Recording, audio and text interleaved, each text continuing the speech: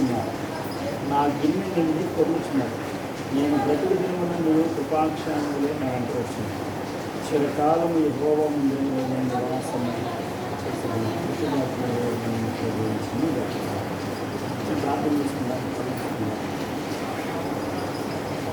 పరిశుద్ధమైన మా కన్నా తండ్రి ఇస్తున్నాం ప్రభావ. మా పిల్లలు శివంగా ప్రార్థన చేస్తున్నాం ప్రభావ. మీరు ఇచ్చిన ఆరోగ్యంగా ఉన్నారు అన్న ప్రతి బలహీనత నుంచి ముఖ్యంగా ఒక ఆదివారం రాత్రి జరిగినట్టుంది.